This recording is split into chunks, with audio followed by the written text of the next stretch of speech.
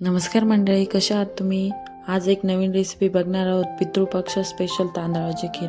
बहुतेक जणांना पितृपक्षात तांदळाची खीर बनवताच येत नाही, म्हणजे त्याचा जो घट्टपणा तो येतच नाही खिरीला, किंवा गोडच होत नाही, किंवा ती चवदारच लागत नाही. त्यामुळे अशा भरपूर ट्रिक्स सांगणार आहे मी तुम्हाला या रेसिपीमध्ये. रेसिपी नक्की पूर्ण बघा आणि लाईक शेअर सबस्क्राईब करा. चॅनलवर नवीन असाल तर लाईक शेअर सबस्क्राईब करा. चला तर मग रेसिपीकडे वळूया.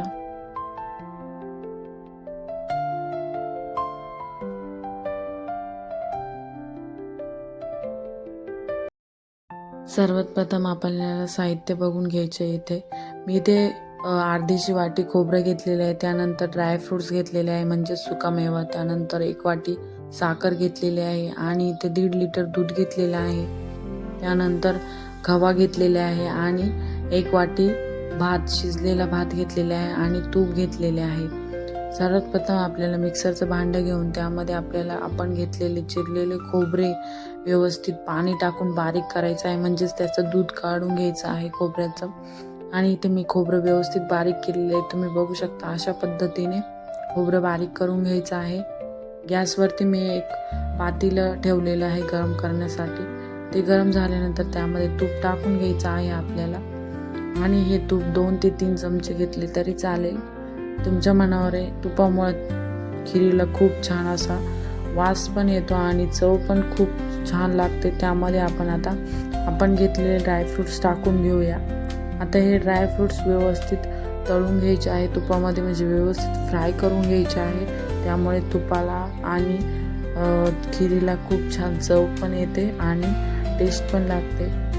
अशा पद्धतीने व्यवस्थित ड्रायफ्रुट्स असे तळून घ्यायचे आहे. त्यानंतर आपण तयार केलेले नारळ टाकून घ्यायचे आहे. हे व्यवस्थित तुपामध्ये परतून घ्यायचे आहे. तुम्ही बघू शकता. अशा पद्धतीने परतून घेतल्यानंतर गॅसची फ्लेम कमी करायची आहे आणि मंद आचेवर ते व्यवस्थित फ्राय होऊ द्यायचं आहे.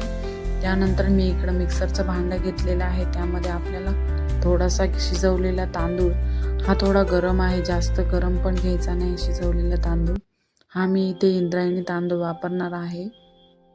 इथे इंद्रायणी तांदळाचा वापर करत आहे मी. त्यामध्ये आपल्याला तांदूळ टाकल्यानंतर आपण आपला घेतलेला खवा टाकून घ्यायचा आहे. एकदम कमी प्रमाणात टाकायचा आहे. तुम्ही बघू शकता. अशा पद्धतीने खवा टाकल्यामुळे खिरीला खूप छान चव येते, एकदम छान आणि चवदार खीर होते. त्यामध्ये आपण थोडंसं गरम दूध टाकणार आहोत. थोडंसं गरम, जास्त गरम दूध वापरायचं नाही आहे. आणि हे थंड झाल्यानंतर आपण मिक्सरमध्ये बारीक करून घेणार आहोत. खूप जास्त गरम असताना मिक्सरमध्ये बारीक करायचं नाही आहे, ते व्यवस्थित बारीक होणार नाही. तुम्ही बघू शकता. अशा पद्धतीने बारीक करून घ्यायचं आहे. आणि हे मी सर्व घेतलेला वाटीभर तांदळाचं पूर्ण बारीक करून तयार केलेलं आहे. तुम्ही बघू शकता. अशा पद्धतीने बारीक करून तयार झालेलं आहे. आता इकडे आपलं खोबरं व्यवस्थित परतून झालेलं आहे, म्हणजेच फ्राय झालेलं आहे तुपामध्ये. त्यामध्ये आपण हे टाकून घ्यायचं आहे सर्व मिश्रण बनवलेलं. यामुळे खिरीला व्यवस्थित आणि चवदार अशी खीर तयार होते. अशा पद्धतीने सर्व टाकल्यानंतर ते मिक्स करून घ्यायचं आहे नारळासोबत. अशा पद्धतीने मिक्स झाल्यानंतर त्यामध्ये आपण गरम दूध टाकणार आहोत. आपण इथे गरम दूध का टाकणार आहोत, तर त्यामुळे ज्या आपण मिश्रण तयार केलेले त्याच्या गाठ तयार होणार नाही दुधामध्ये, म्हणजेच खिरीमध्ये. त्यामुळे इथे मी गरम दूध टाकणार आहे. आणि गरम दुधामुळे चव पण छान येते खिरीला. अशा पद्धतीने आपण आता यामध्ये गरम दूध टाकून घेणार आहोत. त्यामध्ये साई असलीच तरी चालेल, नसली तरी चालेल. तुम्ही बघू शकता. तुम्हाला कन्सिस्टन्सी कशी पाहिजे, म्हणजेच तुम्हाला पातळ पाहिजे का घट्ट पाहिजे, हे तुमच्यावर आहे खिरीची. त्यामुळे खिरीला चव चांगली येते. आणि इथे मी साखर टाकणार आहे चवीनुसार.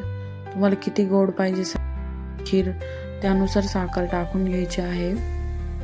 दूध ओतल्यानंतर खीर हलवत राहायची आहे, म्हणजे मिक्स करत राहायची आहे. त्यामुळे खाली पातेल्याला करपणार पण नाही खीर. त्यामुळे घट्टपणा लवकर येईल खिरीला आणि लवकर खीर तयार होईल आपली. 15 ते 20 मिनिटासाठी ती पूर्ण हलवत राहा, मिक्स करत राहा. त्यामुळे ती खाली चिटकणार नाही. अशा पद्धतीने तुम्ही खीर तयार करून घ्यायची आणि थोड्याच वेळात तुम्ही मिक्स करत राहिल्यानंतर इथे आपल्या खिरीला व्यवस्थित कड येतो आणि तो कड आल्यानंतर आपली खीर तयार होते. अशाच नवनवीन रेसिपींसाठी सोनालीज किचन कुकिंगला नक्की सबस्क्राईब करा आणि रेसिपी कशी वाटली ती कमेंटमध्ये नक्की सांगा. Thank you for watching.